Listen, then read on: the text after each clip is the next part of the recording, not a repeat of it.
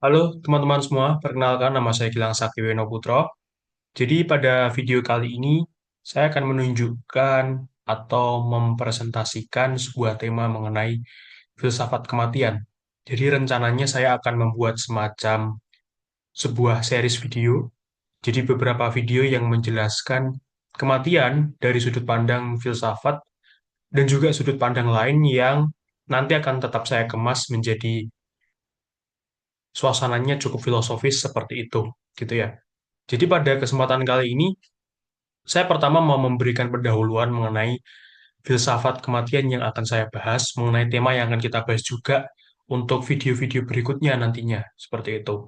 Dan mungkin dari pendahuluan ini, mungkin pendahuluannya tidak akan sangat teoretis, tapi justru lebih akan sangat eksistensial dan berhubungan dengan kehidupan sehari-hari, terutama kehidupan sehari-hari saya sendiri sebagai seorang person gitu ya.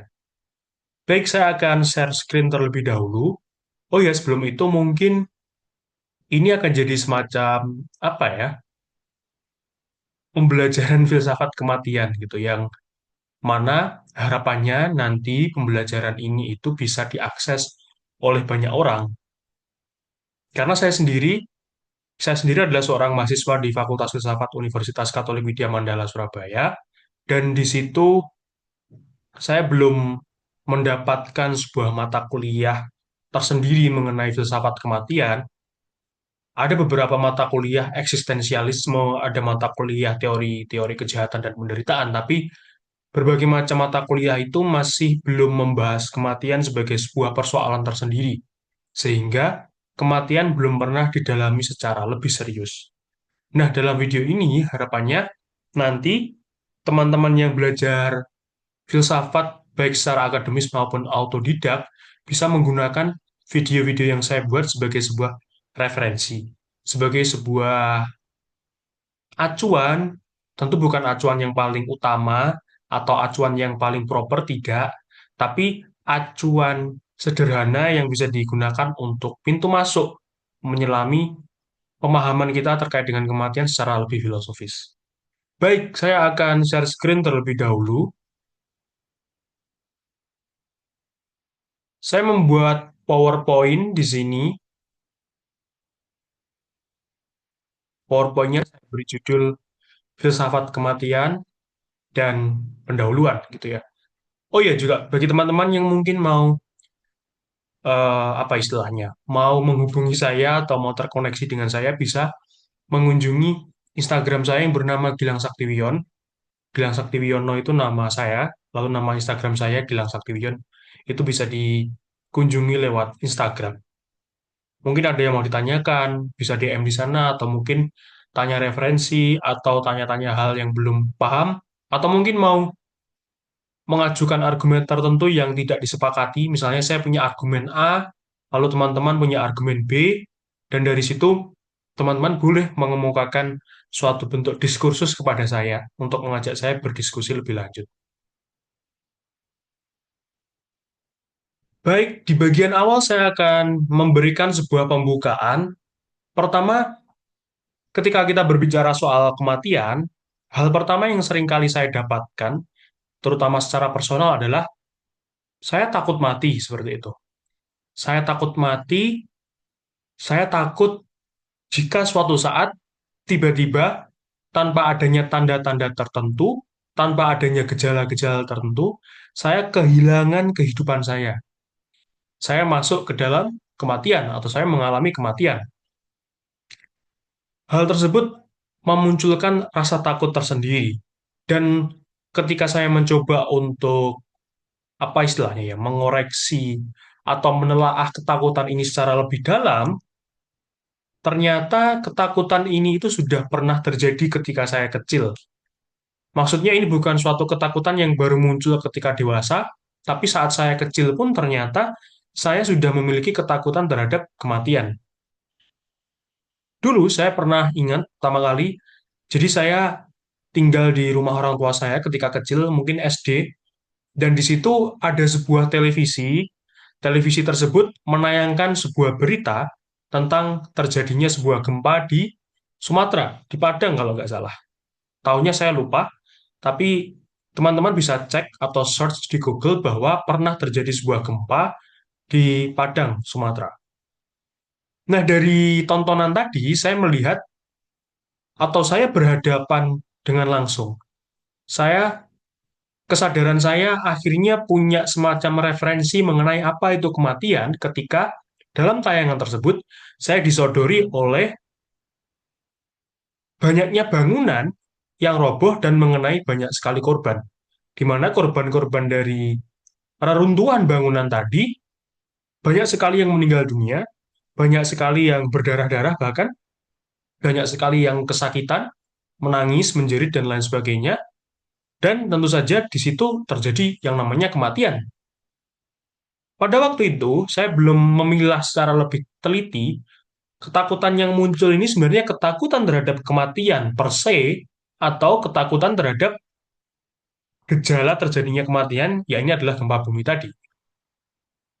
Tapi di masa sekarang, ketika saya refleksikan, yang menggetarkan dari ketakutan itu bukan ketakutan terhadap gempa bumi saja, tapi ketakutan terhadap kematian itu sendiri. Karena kenapa? Ternyata setelah saya dewasa pun, setelah saya mengalami kehidupan ini secara lebih lanjut, hidup sehari-hari seperti itu, saya juga menyadari bahwa meskipun saya tidak melihat sesuatu tentang gempa bumi, meskipun saya tidak mencerna berita tragedi tertentu, kalau saya memikirkan kematian, ketakutan itu masih ada seperti itu. Jadi, meskipun gempa bumi sebagai sebuah objek bagi kesadaran tidak lagi ada di dalam kesadaran saya, kematian sebagai objek tersendiri tetap saya takuti, seperti itu. Jadi, ketakutan itu sepertinya bukan hanya ketakutan terhadap gempa bumi, tapi ketakutan terhadap kematian. Dan inilah akhirnya yang menjadi latar belakang kenapa saya berpikir bahwa membahas kematian itu penting, karena mungkin dari pengalaman personal saya, ketakutan ini juga dialami oleh orang lain. Kenapa saya punya hipotesis semacam itu? Pertama, karena kita sebagai makhluk biologi terbuat dari bahan yang sama, neuron kita kurang lebih sama, sistem apa namanya metabolisme tubuh kita juga sama, sehingga kita punya kurang lebih insting survival yang sama. Dan hal itu kemungkinan juga memunculkan rasa takut tertentu di dalam kesadaran kita sebagai manusia, seperti itu. Sehingga ketika saya melihat berita gempa yang saya jelaskan tadi, saya pun mulai berpikir, seandainya gempa bumi itu terjadi di rumah saya, jadi rumah saya waktu itu, rumah orang tua saya waktu itu cukup besar seperti itu, bangunannya cukup besar, sehingga tentu kalau pikiran saya menyimpulkan kalau terjadi sebuah gempa terhadap diri saya, maka saya pasti mati. Karena tembok-tembok sebesar itu pasti akan menghantam diri saya seperti itu gitu kan. Nah, saya akhirnya pada waktu itu punya pertanyaan yang sudah filosofis mungkin ya di masa anak-anak gitu. Ketika saya misalnya mengalami sebuah gempa, kira-kira apa yang akan terjadi pada diri saya? Atau kemana saya akan pergi ketika kematian mengenai diri saya? Akan kemana diri saya ketika saya mati dan apa itu kematian? Sebenarnya apa itu kematian gitu? Ketakutan terhadap kematian ini bukan hanya terjadi di waktu ketika saya melihat berita tentang gempa bumi, tapi juga pernah terjadi ketika saya hendak menaiki pesawat di tahun 2015 mau ke Bali kalau nggak salah dari Bandara Juanda Surabaya. Lalu sebelum saya menaiki pesawat itu saya sempat terpapar berita tentang ini, jatuhnya pesawat Air Asia HZ8501 seperti itu. Sehingga dari keterpaparan berita tadi ketika saya hendak naik pesawat dari Surabaya ke Bali, saya merasa wah ini ada potensi yang besar bagi saya untuk mati gitu, untuk meninggal dunia sehingga saya sempat panik attack waktu itu. Jadi saya tidak terlalu takut pada peristiwa jatuhnya pesawat itu, tapi kalau pesawat itu jatuh dan saya mati, saya akan kemana gitu ya? Saya akan kemana? Saya akan seperti apa? Dan saya waktu itu belum punya pengetahuan yang memadai tentang kematian seperti itu. Saya tidak benar-benar tidak tahu kematian ini itu seperti apa. Dari pemahaman-pemahaman tadi, akhirnya saya pun menyimpulkan bahwa kematian ini sepertinya memang bisa saya pahami setidaknya untuk sementara pada waktu itu sebagai sebuah peristiwa yang benar-benar tiba-tiba saja terjadi dan tidak terkendali sama sekali. Siapa yang bisa tahu bahwa saya akan mati? Siapa yang saya tidak tahu bahkan kapan saya akan mati. Bisa jadi nanti ketika saya berangkat ke kampus untuk melangsungkan perkuliahan, lalu saya mengendarai kendaraan saya kecelakaan dan meninggal dunia. Bisa juga suatu saat saya ada perjalanan lagi menggunakan pesawat seperti itu, lalu terjadi kecelakaan aviasi seperti itu. Gitu kan. Artinya banyak sekali kemungkinan yang membuat saya bisa saja mati tiba-tiba. Dan itu tidak terkendali. Bahkan ada apa di dalam kematian itu sendiri saya juga tidak tahu. Itu bisa tiba-tiba terjadi dan saya tidak tahu. Saya tidak bisa mengendalikan seperti apa, isi seperti apa yang ditampilkan di dalam kematian. Lalu selanjutnya, ketakutan atau refleksi terhadap kematian ini akhirnya juga memicu atau mengantarkan saya pada suatu kondisi tertentu, di mana di tahun 2018 saya mendapati seorang musisi favorit saya yang meninggal karena bunuh diri. Nah, dari tragedi bunuh diri yang terjadi pada si musisi ini, membuat saya berpikir, apa itu kematian? Kok sampai ada orang yang memutuskan secara deliberatif, secara sengaja, secara penuh dengan pertimbangan dirinya sendiri secara sadar untuk mengakhiri hidupnya. Ada apa di dalam kematian atau apa itu kematian sehingga membuat orang merasa bahwa bunuh diri itu perlu dilakukan? Itu kan pertanyaan yang cukup mendalam seperti itu ya. Kenapa seseorang memilih mati daripada hidup? Kenapa seseorang memiliki referensi pada kematian daripada pada kehidupan? Memangnya ada apa di dalam kematian? Memangnya apa itu kematian? Itu menambah refleksi saya secara personal. Dan mungkin teman-teman juga pernah merefleksikan ini di masa kecil ataupun masa dewasa seperti itu. Tentu itu adalah sebuah pertanyaan filosofis eksistensial yang menarik. Tentu di sini kita belum berbicara soal moralitasnya ya, belum berbicara soal kondisi atau disposisi mental subjek yang memutuskan untuk bunuh diri, kita belum sampai ke situ. Tapi sebagai sebuah pertanyaan reflektif yang perlu ditelaah secara personal, itu menarik. Kenapa seseorang memutuskan mengakhiri hidupnya dan memilih kematian? Memangnya apa itu kematian? Kita tahu apa itu hidup mungkin, setidaknya untuk sekarang, karena kita mengalami hidup, tapi kita belum mengalami kematian. Kita belum punya referensi epistemologis, kita belum punya referensi pengetahuan, bahkan kita juga belum punya referensi ontologis mengenai apa itu kematian. Lalu, di masa itu, ketika saya punya banyak sekali pertanyaan-pertanyaan, saya juga menemukan beberapa jawaban. Ada beberapa jawaban dari adik nenek saya misalnya. Jadi, nenek saya punya adik yang sebenarnya juga saya panggil nenek gitu ya.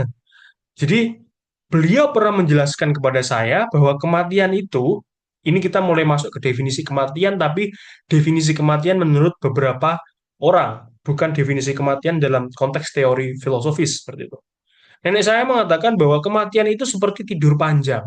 Jadi kita tidak akan punya pengalaman sadar, kita tidak akan memiliki kesadaran sama sekali mengenai suatu hal.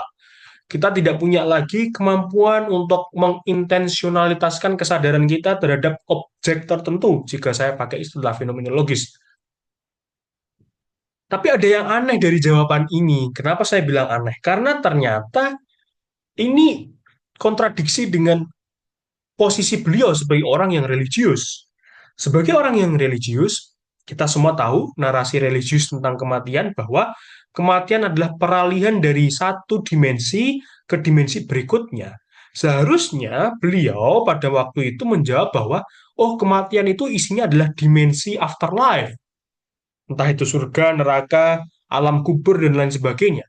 Tapi kenapa beliau memilih mengatakan kepada saya yang waktu itu masih cukup kecil, bahwa kematian ini adalah seperti fase tidur panjang. Kenapa beliau tidak menyampaikan pemahaman kematiannya seperti apa yang ia yakini dalam tradisi agamanya seperti itu. Lalu saya berpikir, oh mungkin saja pada waktu itu beliau mencoba untuk menenangkan diri saya. Tapi saya baru bisa berpikir seperti ini setelah sekarang ya, karena waktu itu saya belum tahu apa ya narasi kematian menurut agama yang beliau anut sehingga saya mengira bahwa jawaban kematian sebagai fase tidur panjang itu normal. Hingga kemudian saya tahu beliau agamanya A, lalu saya mulai mempertanyakannya seperti itu. Jadi saya melihat ambiguitas atau kontradiksi di sini, tapi saya melihatnya ya ketika saya sudah mulai dewasa seperti itu. Baik, kita akan lanjut ke bagian berikutnya. Lalu selain saya tanya ke nenek saya juga tanya ke seorang guru mengaji. Guru mengaji ini bisa kita posisikan sebagai tokoh religius seperti itu. Mungkin dalam agama lain berbeda, tapi kalau dalam Islam ada yang namanya guru ngaji gitu ya. Pak Ustadz bisa disebut. Beliau mengatakan bahwa kematian itu isinya adalah tempat atau dimensi di mana jiwa kita mempertanggungjawabkan konsekuensi dari berbagai macam hal yang ia lakukan di dunia. Jika dia baik, dia akan mendapatkan ganjaran yang baik, dia tidak akan disiksa di dalam kubur, dia tidak akan dimasukkan ke dalam neraka, tapi jika dia berbuat buruk, jika dia katakanlah melenceng dari panduan moral yang diberikan di dalam kitab suci, maka dia akan dimasukkan ke dalam siksa kubur dan disiksa di dalam neraka. Ternyata jawaban ini baru waktu itu saya pahami sebagai jawaban religius. Oh, inilah jawaban yang harusnya keluar dari seseorang yang religius. Berarti jawaban nenek saya sebelumnya tentu bertolak belakang dari apa yang ia yakini. Mungkin dia hanya ingin menenangkan diri saya. Di lain sisi, jawaban ini, jawaban religius macam ini pada waktu itu sebagai anak kecil menimbulkan ketakutan yang cukup ekstrim di dalam diri saya karena saya berpikir bahwa akhirnya kalau memang konsekuensi daripada kematian itu memang semenyeramkan itu, se-urgent itu untuk dipertanggungjawabkan secara lebih baik, maka saya perlu menjadi individu yang sangat baik, sempurna secara moral. Saya tidak boleh melakukan kesalahan apapun karena saya akan mempertanggungjawabkan semua tindakan saya di dalam kematian seperti itu. Jadi pada waktu itu kematian akhirnya menjadi sesuatu yang sangat menakutkan sebagai sebuah ancaman dan hukuman bagi diri saya ketika saya tidak bisa bertindak baik. Efek baiknya saya bertindak semakin baik sebagai seorang individu, efek buruknya saya menjadi terlalu perfeksionis dalam setiap tindakan dan juga ibadah yang saya lakukan, sehingga itu menjadi semacam apa ya? Saya mungkin bisa menyebutnya distorsi pikiran dan kesadaran tertentu karena saya terlalu religius justru di waktu itu. Dan ketakutan itu bahkan membuat saya akhirnya dibawa juga ke seorang psikiater dan dalam tanda kutip orang pintar atau dukun gitu ya. Untuk mengatasi ketakutan tadi, karena saya benar-benar mengalami ketakutan yang luar biasa. Awalnya saya sudah takut terhadap mati itu apa, karena begitu tidak pasti, tapi ketika tahu ada narasi tentang kehidupan setelah kematian yang sedemikian menakutkan, saya pun juga mengalami ketakutan tersebut ternyata. Dan ketakutan itu meskipun telah dibawa ke ini ya, ke orang pintar dan dibawa juga ke seorang psikiater untuk ditangani, memang dia berkurang, tapi tidak pernah hilang sepenuhnya sebagai sebuah ketakutan eksistensial. Jadi memang ketakutan ini mungkin memang jadi sebuah takdir eksistensial kita sebagai manusia. Selama kita hidup, selama kita punya kesadaran sebagai manusia, maka mungkin sampai kapanpun kita akan mengalami atau memiliki ketakutan terhadap kematian. Dan akhirnya juga timbul semacam thanatophobia. Jika ketakutan ini tidak diatasi dengan cukup proper seperti itu. Lanjut, akhirnya di tahun 2022 saya masuk Fakultas Filsafat di Universitas Katolik Widya Mandala Surabaya yang seperti saya pernah katakan tadi, Dan setelah saya masuk ke fakultas itu, saya pun mulai melakukan studi tersendiri mengenai kematian. Di mana kita tahu sendiri bahwa ketika seseorang masuk fakultas filsafat, dia akan dilatih untuk berpikir kritis, dia akan dilatih untuk berefleksi, untuk berabstraksi, untuk berpikir, untuk memahami tentang realitas itu apa sebenarnya seperti itu. Maka dari situ alat-alat yang telah diberikan oleh dosen-dosen saya terhadap cara untuk memikirkan, mengabstraksi, merefleksikan kehidupan, saya gunakan juga untuk merefleksikan dan mengabstraksikan kematian. Dan apa yang saya dapat dari pemahaman saya melalui studi secara akademis maupun secara personal, saya mendapatkan bahwa dalam filsafat, pemahaman kita terhadap kematian itu tidak akan pernah dogmatis dalam artian ada banyak sekali pemahaman yang berbeda-beda. Satu pemikir, satu filsuf memiliki pemahaman yang berbeda mengenai kematian, seperti itu. Jadi, semacam ketika saya studi mengenai kematian di dalam filsafat, saya menemukan banyak sekali kerangka pemahaman. Beberapa menawarkan kepastian, tapi beberapa juga tidak menawarkan kepastian gitu. Tapi filsafat secara apa yang saya pahami sih tidak pernah menawarkan kepastian mutlak ya. Karena kalau kita berbicara soal kepastian narasi tentang kematian, pasti itu diberikan oleh agama. Dalam filsafat sendiri lebih ke opsi-opsi, opsi-opsi silogisme, opsi-opsi